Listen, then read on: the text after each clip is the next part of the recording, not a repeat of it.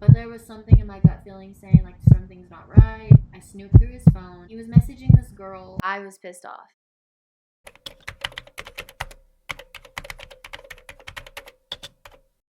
I was even pissed off at the girl because she knew that we were married. Like, what the hell are you doing? And she had a boyfriend too. So I was a bitch and I took his phone and I saw that he was Snapchatting her. I didn't say anything whenever I saw that. I didn't say anything. I continued to go to work at my granddad's office and do my thing because I was like, I don't know what to say yet. But he to start sleeping in the guest bedroom and I was sleeping in our bedroom. And how I said before, like he stayed on Xbox Live like all night long. And then I heard him go in the guest bedroom and lock the door. I heard him talking. So I'm thinking like he still has his headset on and he's talking to his friend. He was in there talking for a while. I closed the door like I went back in the bedroom. My bedroom, but I was standing outside and the bedrooms are like directly across from each other. I was standing outside the door and then I hear him saying the words, "The sex is really good." So I don't know still to this day what he meant by that. I don't know if he was talking about me, but I was like, who the hell is he talking to? We had a house phone and it was gone from the living room. And I'm like, who is he talking to? Because he would not call his friend on the house phone. That's so weird. Service was sucky in our apartment. So talking to someone that he really wants to chat with. I barge in. I unlock the door with a knife and I barge in. I'm like, who are you talking to? He's like up in my face like, no one, no one. Anyways, you can only imagine, progressively got mad. I could not find the house phone. Luckily, landline was in my name. So I'm like, you don't have to tell me now, buddy. But guess what?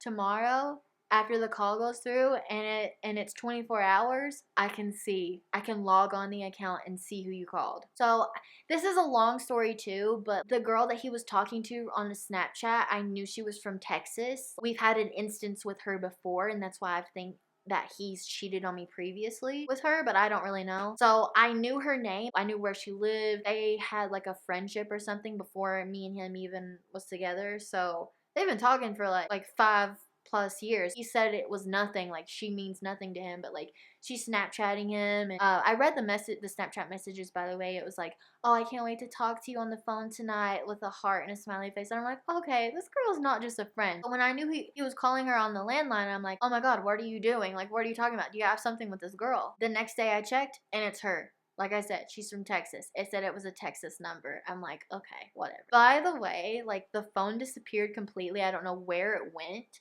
but I'm pretty sure he like threw it out the window or it busted somewhere. He went and hid it somewhere so I couldn't see like the redial. I'm like, bitch, I have the account. Like, what are you doing? So that's how I knew he wasn't being faithful to me and he didn't want to work it out. I was so pissed off at her, that girl. I knew she was dating someone. So I found the guy she was dating on Facebook.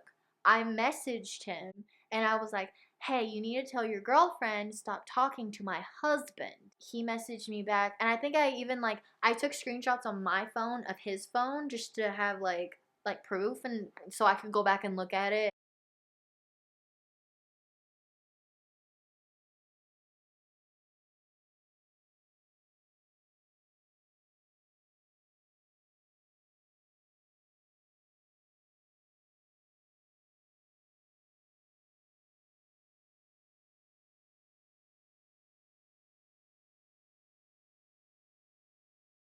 She got so mad, have no idea how she got my number. It might have been from my husband, which is a really shitty thing to do. But she calls me and she's just like, Taylor, what is wrong with you? So this is where I get really heated at this girl.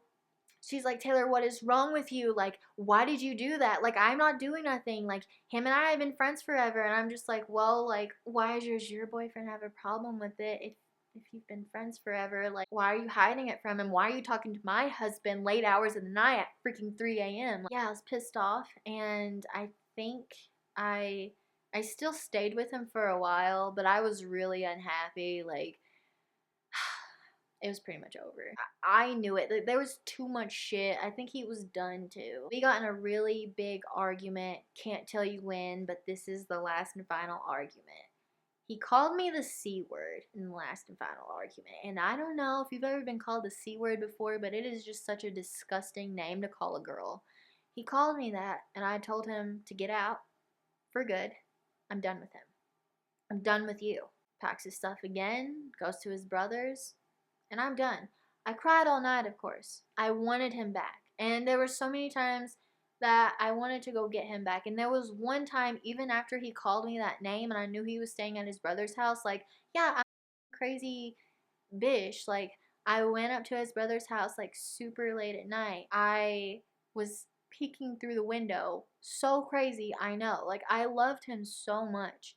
And I was like begging him, and I knocked on the door, and he wouldn't come outside. So he sends his brother outside, and his brother was just like, "Listen, I know like you guys had something," which really pissed me off. Like, you don't know. Like, shut up. Told me to get the hell off his property. Which I deserve that. Like, that was really crazy to do, but I'm just saying, like, I really struggled letting him go. And then I think after that, like, I got home and I realized, like, this isn't good. I don't need to be doing this. Like, this is insane. Like, I'm hurting so bad. But sometimes things happen for a reason. And I FaceTimed my sister all night that night. And at that time, I had internet friends that I would usually FaceTime. And I told them what was going on. They were there for me. And I moved on. He saw that I moved on when I went to my first VidCon. I think it was in 2016. I went to my first VidCon.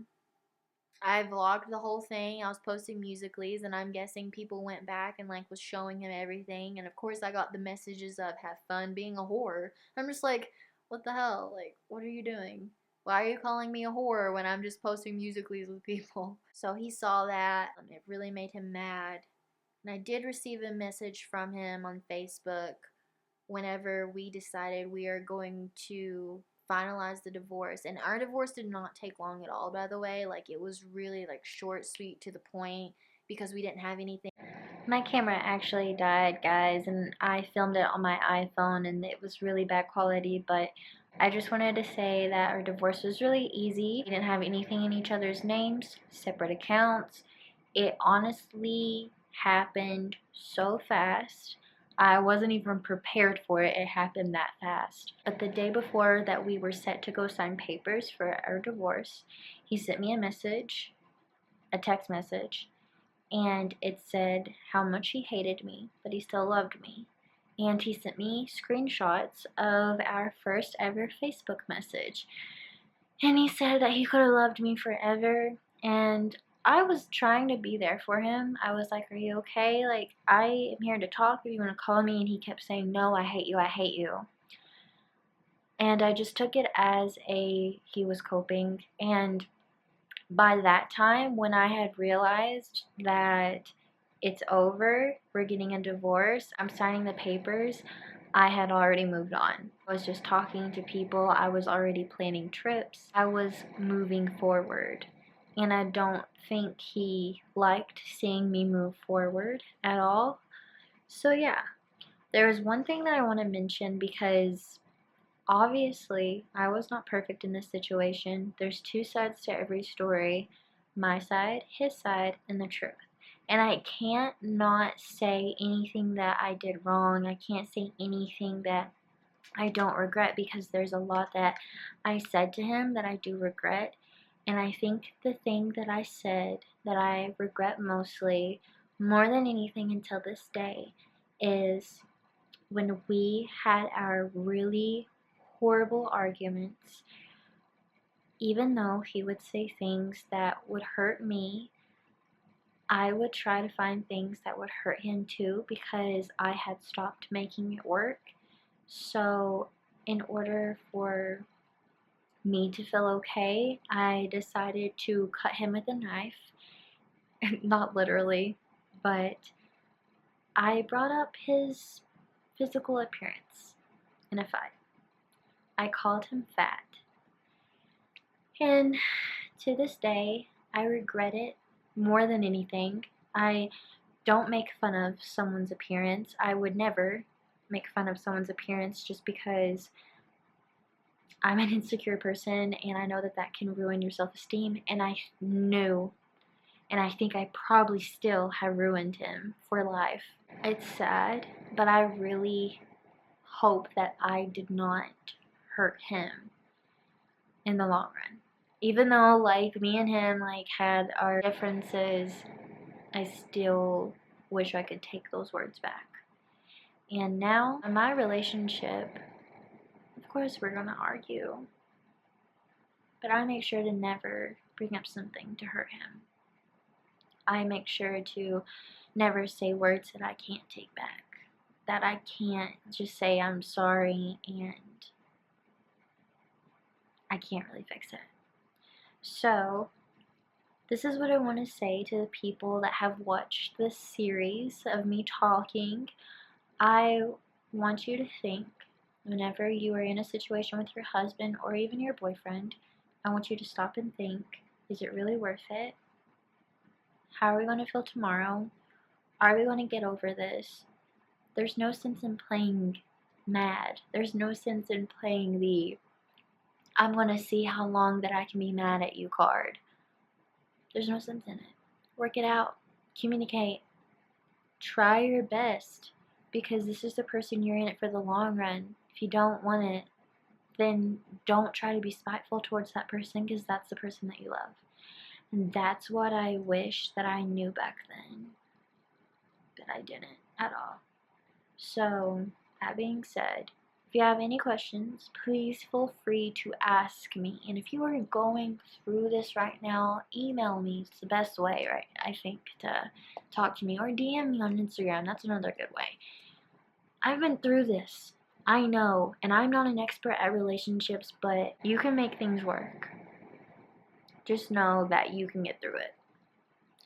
I really hope that you enjoyed the video, guys. Unless you have questions, I probably won't make any more videos about it. But I love you from the bottom of my heart, and I'll see you in my next video. Bye!